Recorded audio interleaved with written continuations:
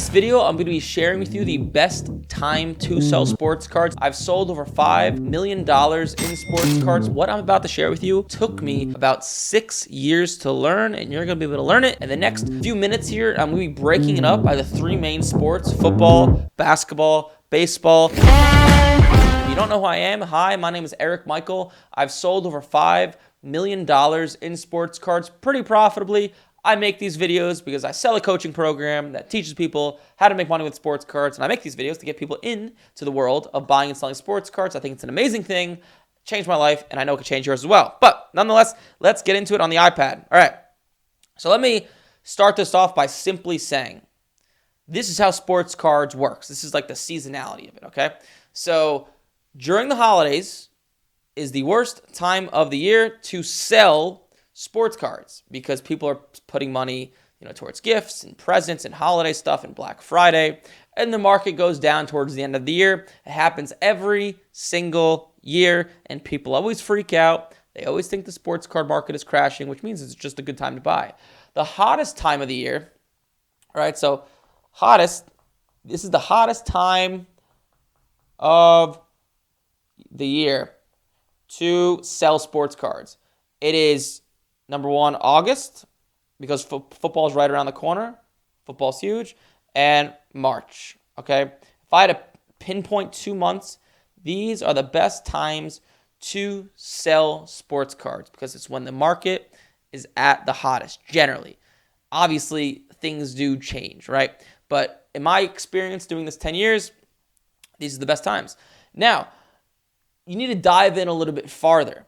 So ask yourself, okay, there's seasonality to sports cards, right? Because there's three main sports, right? Football, basketball, baseball. So what you want to be doing, if I break this up, right? So if we have football, and then we have basketball, and then we also have baseball, the way sports cards works is in the off season, just like you would think, it goes down. As the season comes back up and gets closer and closer, the hype begins to build, which means the demand goes up. And if the demand goes up, what happens? Prices go up. So, for example, the best time to sell football is, in my experience, right when the National Card Show is about to begin, which is usually the last weekend of July or the first weekend of August, and then going towards the season. So the best time to sell football is late July to start of the season. That's the best time to sell football. That's when football's at its hottest. And with that said, right, you got to ask yourself, and this is a story for another video, when is the best time to buy football? Well, that would be in the offseason, right? February, March, April, depends on the player. And I'm not going to go into that in this video, but that would be the best time to sell football cards. Now, basketball cards is pretty similar, right? Ask yourself, okay, so the basketball season this year started October 22nd. So in my experience, the best time to sell basketball is September to start of season, which is usually somewhere in October. Start of season. That is the best time to sell basketball cards. And along with that, right, the best time to buy basketball cards would probably be May, July, June, right around there during the offseason. And then with baseball, the best time to sell baseball cards, so it's actually not what you think in this one, is just strictly, from my experience, February. Why just February? This is actually pretty key. So it's only February because in baseball, for some reason, people really, really overreact to spring training, preseason, spring training.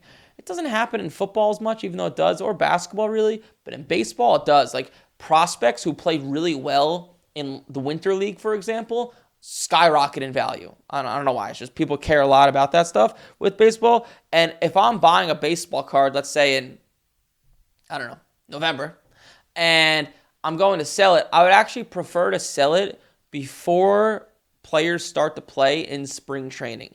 Because the way sports cards works is most guys don't perform up to expectations, okay? And because of that, I don't want to put the risk of my money in a player's performance because most likely they won't perform up to what people expect. That's why if you look here, right, what I'm talking about, I'm saying sell in the start of the season, sell in the start of the season, right? And then sell in February, which is before the start of the season. Never hold one of these cards into the season, because not every time, but most of the time, these players don't maintain their value and they go down. It's kind of like the example I always give is like the 2008 housing crisis, right? Like during the 2008 housing crisis, everything was inflated, just like football cards, for example. Everything's inflated in August, and things that are inflated, well, what's inflated usually comes back down, just like how the housing market crashed in 2008. So what you'll see happen is, for example, I'll show you in a second, but CJ Stroud, who's having a pretty good year, his value has fallen in half, not because he's playing bad, because his value was inflated before the start of the season. But let's head over to market movers real quick, and let me show you like this actually in action. So these are 3 different cards I pulled up, right? We have a baseball card, a football card, and a basketball card of Jackson Merrill, Kyler Murray, and LaMelo Ball. Now, what did we just talk about? So let's focus in on LaMelo Ball. Let's do LaMelo Ball first. So what happens in basketball, right? So pay attention to that yellow. That yellow is an indicator of LaMelo Ball's value, right? So you could see in the offseason, this card is like, 250, 280, 270 in that range. And watch what happens when we get closer to the start of the basketball season. Well, when we get closer to the start of the basketball season, you can see, boop, it hits above 300, 345. It didn't go up a ton, but it still went up like 20, 25%. Off season, right? It's like mid to high 200s. Beginning of the season, right? It's 300 plus. That's an example from basketball. Now going to football, right? So Kyler Murray, pay attention to that light blue. That light blue is an indicator of Kyler Murray's market. So let's go into the offseason and let's see. So this card's, in the offseason, Kyler Murray, he was injured. So this card was like 275, high 200s. And you can see Kyler Murray stuff actually kind of exploded. And if we get right before the season in August, that same card's worth 361. So you could have bought it here for 275 in March, just held it, done nothing with it. And you could see as of September 1st, it sold for 382. Late August, it sold for 405, right? That is, what is that, like a 50%? Is that right? 50%? Maybe a little bit, like 40% increase just from March to August, just because the market started to get hot. That's it. Just because the demand went up, right? When the season's about to start, the demand goes up, which means the prices go up.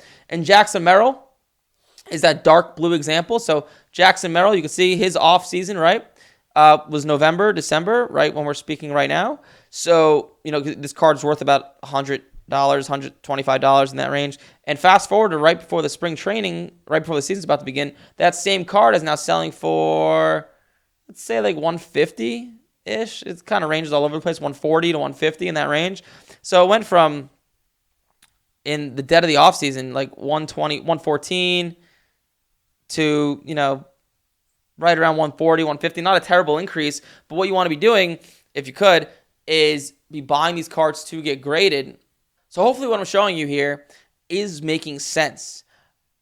And like I just said, what you want to be doing, buying these cards raw in the off season and then getting them graded and selling them into the hype, into these dates I'm telling you to sell, right? Because let's just take an example right now, right? An example. So right now while I'm speaking, it's becoming late November. So late November and December is an amazing time to buy sports cards just in general, because the market is always lower. So what you could do, right, is step number 1.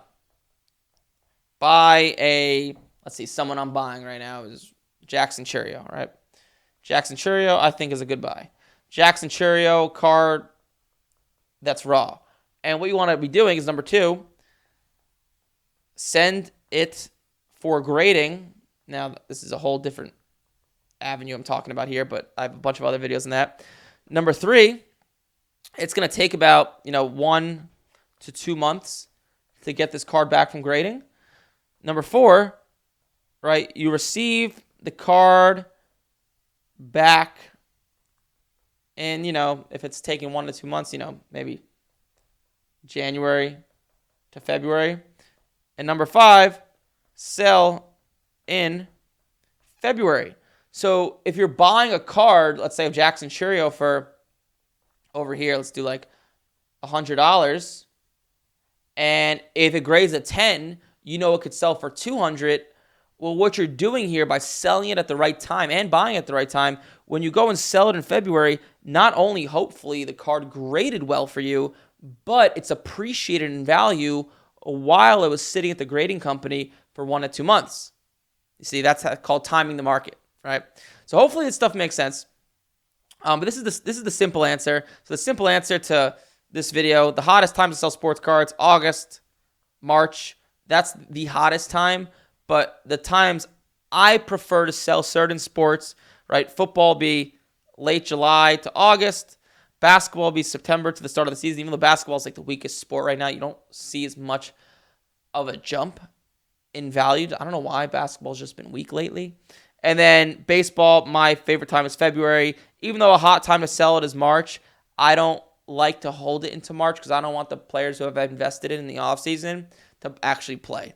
I like to avoid that if I could because most players just, like I said, don't perform up to expectation. Just how it works.